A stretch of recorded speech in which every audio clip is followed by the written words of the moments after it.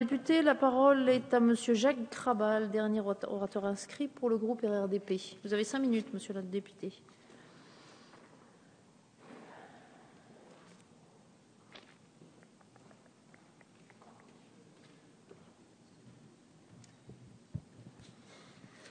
Madame la Présidente, Madame la Ministre, Monsieur le Ministre, Messieurs les Présidents des Commissions des Finances et des Affaires économiques, Madame et Messieurs les rapporteurs, mes chers collègues, vous avez raison, Madame la Ministre, d'exprimer que cette mission est bien plus qu'une succession de chiffres ou d'actions, bien sûr sur lesquelles je reviendrai.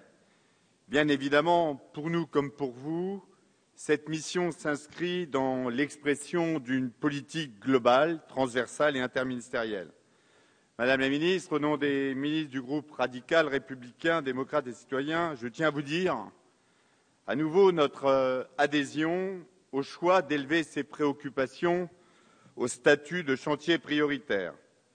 Nous savons tous ici dans cette Assemblée que la France souffre d'une crise du logement profonde, d'un accroissement des inégalités au sein de tous nos territoires, en particulier dans les territoires ruraux, mais aussi d'un enracinement d'injustices criantes dans nos quartiers qui sont inévitablement facteurs de tension. Avec vous, nous avons déjà débattu dans cet hémicycle de plusieurs projets de loi substantiels. Je pense en particulier à la mobilisation du foncier bâti, du foncier public pour la construction de logements sociaux, au projet de loi qui permet au gouvernement de légiférer par ordonnance pour accélérer les réformes urgentes, mais également au projet de loi Allure et le projet de loi Ville et cohésion urbaine que nous examinerons prochainement. Ce texte budgétaire vient amplifier et compléter les efforts importants déjà entrepris par le gouvernement sur la politique de la ville, du logement et de l'urbanisme. 100 millions d'euros supplémentaires à périmètre constant pour cette mission. C'est un signal fort que nous tenons à saluer. Concernant les crédits pour la politique de la ville, nous avons entendu, bien évidemment, certaines critiques dénonçant la baisse de 4%. Nous ne pouvons pas nous réjouir de cette baisse, mais compte tenu des rigueurs polaires qui touchent nos finances publiques, c'est une baisse limitée, en particulier si on la compare à la baisse, ça a été dit, mais il faut le rappeler, de 40% qui a eu lieu entre 2008 et 2012, puis et surtout, c'est une baisse qui ne touche pas les crédits d'intervention qui sont sanctuarisés au niveau national. Certes, localement, il y aura des gagnants et des perdants, mais l'allocation des crédits se fera dans le sens d'une répartition plus équitable. Enfin, les restructurations nécessaires sont engagées avec des objectifs de lisibilité, de cohérence qui nous conviennent. Elles permettront de faire baisser les coûts de fonctionnement avec, par exemple, la fusion intelligente qui est proposée par plusieurs rapports du secrétaire général du comité interministériel des villes avec l'accès.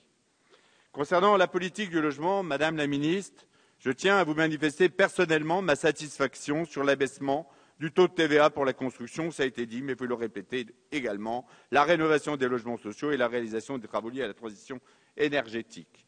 Je peux vous affirmer que ces mesures seront utiles et appréciées par les professionnels du secteur du bâtiment, notamment les artisans.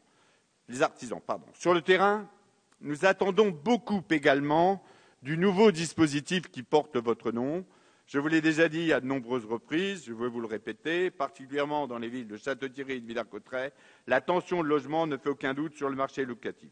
Exclu des dispositifs fiscaux précédents, Robien, Borloo et Cellier, le sud de l'Aisne doit absolument pouvoir attirer des investisseurs pour répondre à la demande des locataires à la recherche de logements dits intermédiaires.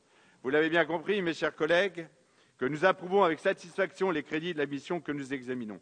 Mais nous tenons aussi à vous faire part, comme d'autres collègues l'ont fait, d'une interrogation, voire d'une inquiétude de la réforme des conditions d'assistance technique de l'État aux communes et à leurs groupements, l'ATESAT, et puis qui aura, si nous n'avons pas satisfaction sur ce sujet, des charges que subiront de plein fouet les communes et les communautés de communes rurales. Pouvez-vous nous éclairer sur cet aspect qui nous préoccupe?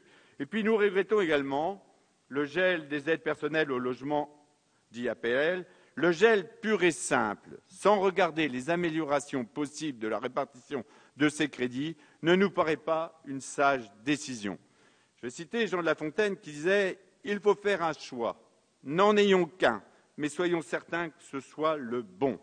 Et donc, Madame la Ministre, nous sollicitons l'évaluation de ces aides au logement, mais avec vous, Madame la Ministre, nous soutenons les plus modestes de nos concitoyens, comme vient de le rappeler ma collègue Dominique Orliac. Avec ces crédits, ce n'est pas rien, de 111 millions supplémentaires pour les plus défavorisés. Et donc, le groupe 2RDP votera les crédits de cette mission.